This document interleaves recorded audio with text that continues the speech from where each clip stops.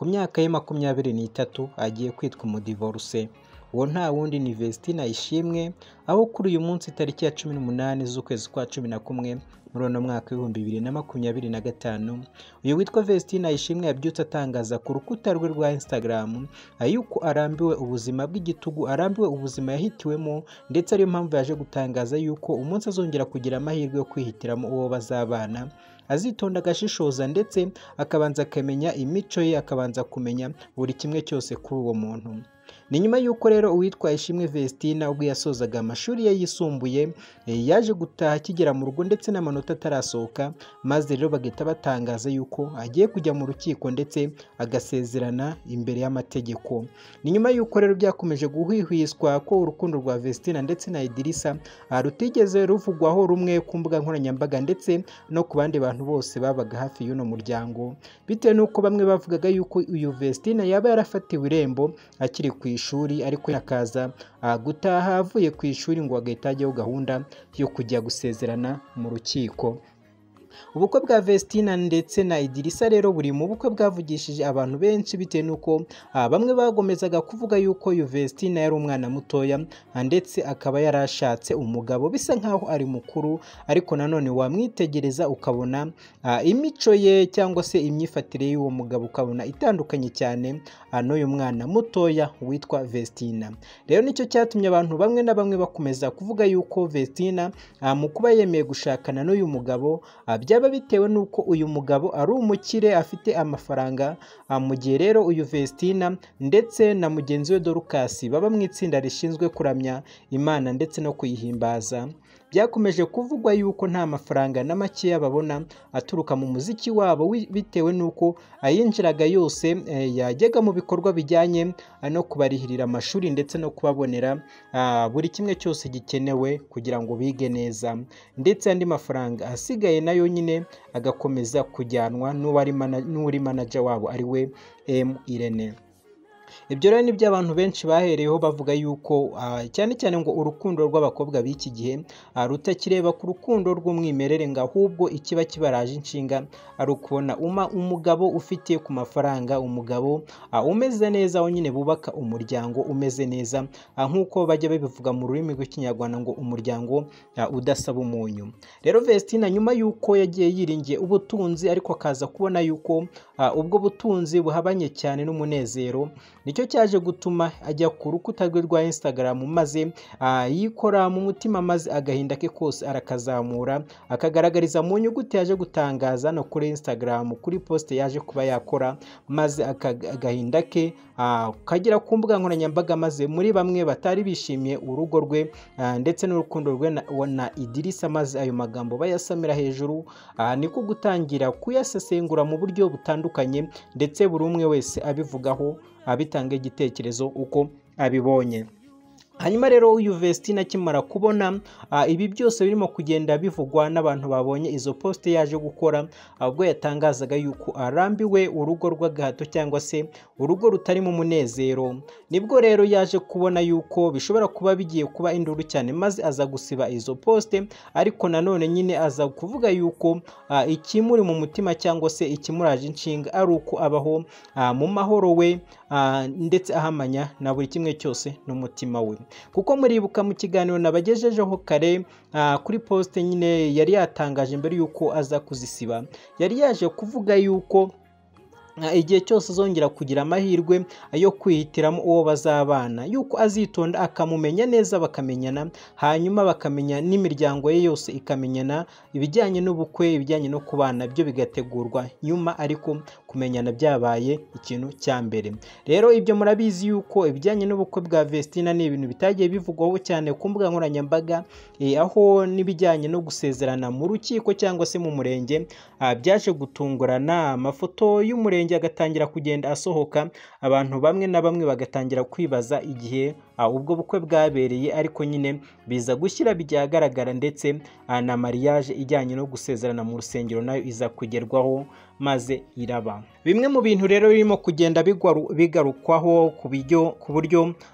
ngo uyu Vestina ndetse na Idirisa baba batarimo bahuza, ndetse akaba ari nayo mpamvu itumye uno Vestina afata uno mwanzuro wo kuba yava mu rugo cyangwa se yakwaka divorce akaba yatandukana n'umugabo we. N'ibijyanye ngo n'imico y'uno mugabo cyangwa se n'imico y'igihugu uyu mugabo aherereyemo. Ngira ngo murabizi yuko uyu mugabo ari uwo muri Burkina Faso, ndetse ngo kakaba ari agace kavugwamo kuba umugabo yemerewe gutunga abagore barenze umwe, ngo kandi aba bagore bakaba bemerewe cyangwa se bategetswe kugandukira abagabo babo yaba ku gato ndetse no ku kanini. Rero Vestina nk'umukobwa w'umunyarwandakazi ndetse ukiri mutoya kandi ufite intumbero kugera kure, akaba yarabonye iyo mico yo muri Burkina Faso ndetse yakwibuka n'imico y'inaha mu Rwanda, aho umugore aba yarahawe ijambo ndetse bikaba ari uburinganire yuko umugore n'umugabo bagomba gufatanya bombi bakubaka urugo rwabo. Iyo akaba ariyo mpamvu uyu Vestina ashobora kuba yaje gutangaza ariya magambo akomeye cyane ku rukuta rwe rwa Instagram. Indi mpamvu ishobora kuba yatumye uyu Vestina aza gutangaza amagambo ameze gutya, nuko mu kubana n'uyu mugabo we Idirisa Ouedraogo nta kumenyana kwabayemo, ahubwo bahuye uno Vestina ashoje amashuri ye ndetse n'amanota atarasohoka, bagahita batangira gupanga ibijyanye no gukora ubukwe ndetse no kwibanira akaramata. Nubwo nyine bije kurangira ibyara akaramata bigiye guhita birangira ndetse nta n'umwaka n'umwe uciyemo. Ibi babiheraho rero babivuga bite nuko uyu Vestina nyuma yuko yari yibereye ku ishuri yaje gutaha asanga uno Idirisa yarabaye inshuti y'umuryango ndetse yarabaye n'inshuti y'uyu ariwe manager wabo Emirene, ndetse bahita bamuhuza n'uyu Vestina. Vestina ntiyabasha kwifatira umwanzuro bitewe nuko yari akiri umwana, kandi ikindi nyine n'ubukene bw'ishuri cyangwa se no kuba uri umwana utaremererwa gutunga amafaranga wenda akabone n'ubwo waba uyakorera, ariko nyine agira amahirwe abona umugabo wari ufite amafaranga ndetse yumva yuko uko biri kose n'urukundo ruzagenda ruza ndetse n'umunezero ukaba wazamuka bikaba byamera neza mu rugo. Rero nicyo cyaje gutuma uyu Vestina nawe yemera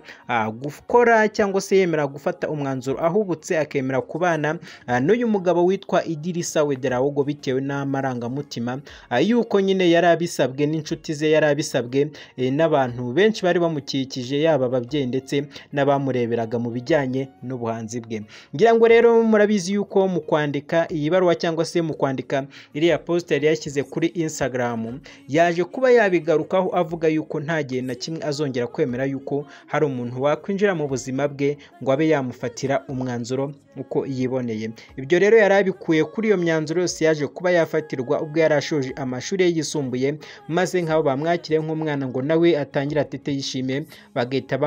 bamwakiriza umushinga wo kurushinga. Indi mpamvu rero ya gatatu ngira ngo tugarukeho, ngira ngo nemaze kwisobanura n'ibijyanye n'amafaranga by'uko yabonye uno Idirisa ashobora kuba ari umuntu ufite amafaranga, maze bikaza kurangira yemeye yuko babana ndetse nta kindi kintu na kimwe. Nanone kandi ikindi Vestina yaje kuba yavugaho n'ibijyanye no guhubuka byo kuba yarafashe umwanzuro yo gukora ubukwe n'uyu mugabo we Idirisa Ouedraogo, hajemo guhubuka bitewe nuko yari abisabwe n'abavandimwe ndetse yarabisabwe n'ababyeyi be bari baramenyanye n'uyu mugabo. Indi mpamvu rero ya gatanu nuko uyu Vestina ari umukristo ndetse wakuriye mu itorero rya ADEPR, naho uyu mugabo we Idirisa Ouedraogo akaba ari umuyisilamu. Ngira ngo murumva yuko ari ibintu bigoye ndetse bitoroshye kubana k'umukristo ndetse n'umuyisilamu, mu gihe aba bose baba bafite abami bakorera, ariko nyine mu buryo bwo gusabana n'abo bami babo akaba ari ibintu bigoranye, akaba ari ibintu nyine bidapfa guhura bitewe n'imico y'abasilamu ndetse n'imico y'abakristo, namwe mukaba mubizi yuko nyine ari imico igiye itandukanye. Ibi rero ni bimwe mu byo abantu bagomeje kugenda baheraho bavuga yuko bimwe mu bintu byaba byatumye uyu Vestina afata uyu mwanzuro wo kuba yatandukana n'umugabo we, byaba ari bimwe mu by'ukuri yaba yagendeho kugira ngo abe yakwifatira umwanzuro. Ngira ngo kandi murabizi yuko Vestina ndetse n'uyu mugabo